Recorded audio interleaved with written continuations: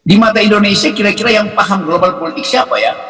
Ganjar. Itu agak susah karena Ganjar paham soal wadas doang, kira-kira begitu kan. Anies Baswedan itu mungkin karena Anies sekolah di sana dan kedekatan dengan tokoh-tokoh senator di Amerika, Anies cukup punya akses. Yang lebih potensial pasti Prabowo, karena Prabowo kemarin udah diterima di Departemen Pertahanan, Pentagon ya. di Pentagon, dan sangat mungkin juga itu dibicarakan. Seminggu yang lalu kan kita dapat berita dari Amerika bahwa Prabowo bertemu dengan petinggi di Pentagon itu, dan itu pasti terkait dengan keamanan Indo-Pasifik itu. Jadi secara logis ya mungkin Prabowo akhirnya diterima oleh Amerika, walaupun dulu tidak boleh masuk Amerika karena soal HAM, tapi sejak 2 tahun terakhir kan Amerika memungkinkan Prabowo untuk masuk ke Amerika.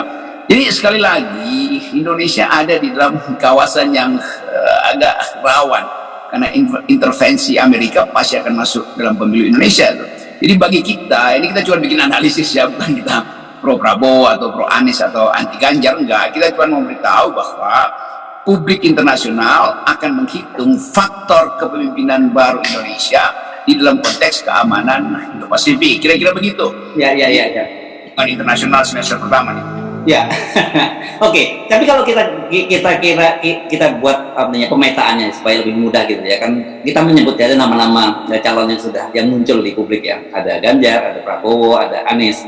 Bahkan juga mungkin kalau kita ngomongin soal geopolitik global, kita memasukkan faktor Andika Perkasa gitu di situ ya, Panglima TNI yang jelas ke Amerika gitu. Jadi kita bisa lihat misalnya ini posisinya kalau bicara soal kepentingan Pak Jokowi dan proksi Pak Jokowi, Ganjar dalam hal ini pasti akan lebih dekat dengan Cina gitu. Artinya Cina punya kepentingan untuk mensupport Ganjar dalam hal ini begitu ya. Kemudian tapi kalau kita Amerika, mungkin Amerika akan preferensinya Amerika mungkin akan ada Prabowo, Andika Perkasa maupun Anies Baswedan gitu kan, Bung Rocky. Ya itu selalu ada faktor yang nggak pernah dihitung oleh para politisi Indonesia itu. Bahwa menguatnya Cina itu artinya mengajak duel Amerika, kan Amerika selalu punya posisi bila Anda ingin perang, ingin damai, bersiap-siaplah untuk perang, civis pacem parabellum itu bahasa Latinnya. Jadi sebetulnya penguatan Cina itu justru membahayakan Ganjar, karena Ganjar nggak akan dipromosikan oleh Amerika karena sinyalnya Ganjar adalah penerus Jokowi proksinya Cina itu. Dan Pak Luhut berupaya balancing itu. Pak Luhut kan paham tentang perubahan politik ke depan itu. Nah Pak Jokowi nggak paham itu. Jadi Pak Jokowi masih ngotot soal Ganjar. Padahal sebetulnya dalam segi perhitungan politik global ya Ganjar itu non faktor. Karena dia nggak paham politik internasional. Dia ada dalam sejarah record dekat dengan Cina tuh. Jadi itu soalnya. Sementara Prabowo tentu paham politik global, paham sebagai Menteri Pertahanan apalagi. Jadi Pak Prabowo diuntungkan dalam situasi ketegangan di Indo-Pasifik. Dia punya kedudukan yang strategis untuk menyatakan bahwa Indonesia dalam bahaya, persiapannya mesti ini tuh. Kira-kira itu tuh. Jadi mungkin Pak Prabowo bilang ya itu kan, gue udah bilang kan, blessing in disguise. Gue udah prediksi bahwa Indo-Pasifik akan berbahaya, karena itu udah betul. Saya ada di dalam, dan Pak Jokowi memang instingnya bagus. Kira-kira begitu tema kampanye Pak Prabowo nanti tuh. Oke. Tapi bagi kita gini, bagi kita tidak ini kan kita memetakan saja gitu ya, Bung Rocky ya. Bagi kita tidak memberikan panduan pada publik bahwa sebenarnya kita bagaimanapun juga Indonesia itu kita tidak bisa hidup dalam tempurung gitu ya. Geopolitik global itu sangat berpengaruh, dan karena itu tentu saja kita harus memilih figur-figur pemimpin gitu yang memang paham geopolitik global, punya kecakapan dalam mengelola geopolitik global, dan juga diterima oleh komunitas politik global gitu kan harusnya. Ya, itu yang kita sebut sebagai momentum yang pragmatik sebetulnya. Walaupun Indonesia secara normatif dituntun oleh prinsip mendayung kebakaran, bebas aktif segala macam. Tapi nanti harus ditafsirkan bebas aktif itu bebas untuk aktif kemana, kira-kira begitu kan. Bebas aktif bukan berarti yang sana oke, yang sini oke, yang sana enggak, sini enggak begitu. Karena ketegangan dunia itu sekarang imperatifnya adalah soal ekonomi itu. Dan kemiskinan di Eropa udah menjadi-jadi. Dan selalu orang anggap bahwa kalau terjadi krisis ekonomi dunia, maka cara penyelesaiannya adalah dengan perang. Itu yang udah jadi standar berpikir, bahwa perang itu akan memulihkan semangat untuk membangun. Kira-kira begitu kan.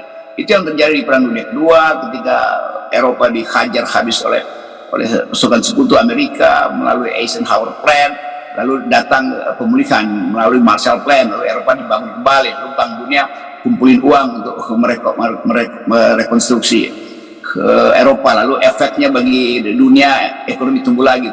Itu semacam dalil bahwa ekonomi itu bisa ditumbuhkan melalui perang. Jadi kita juga harus bersiap untuk menerima fakta itu, bahwa ke depan seseorang yang disebut calon presiden Indonesia pasti akan diasuh oleh kepentingan Amerika tuh. Dan itu real, itu yang namanya real politics. Yang normatif politics tentu kita ingin supaya kita tidak mengulangi masuk dalam jebakan kolonialisme atau imperialisme.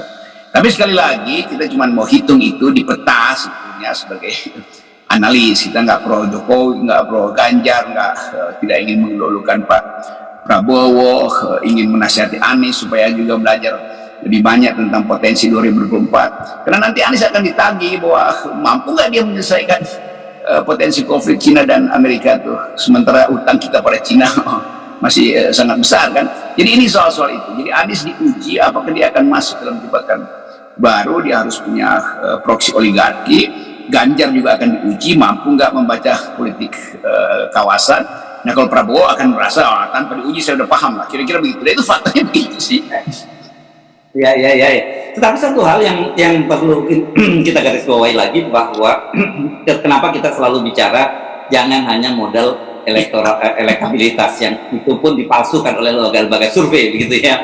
Karena tantangan Indonesia ke depan, seperti Pak Jokowi juga sendiri menyampaikan, ini tantangannya sangat berat, itu dari sisi ekonomi, dari sisi perubahan geopolitik global, itu sangat berat dan diperlukan seorang yang memang punya, sekali lagi minjem Pak Jokowi, punya jam terbang tinggi. Dan kalau kita bilang jangan jam terbang tinggi dong, kalau jam terbang tinggi ya Pak Jokowi lagi kan 3 periode. Jadi maksudnya kata Pak Jokowi, jangan yang jam terbang tinggi seperti saya tapi kemudian nyungsep, kira-kira begitu kan. Hard landing kira-kira. Ini kita cuma mau nerusin metafor aja tuh.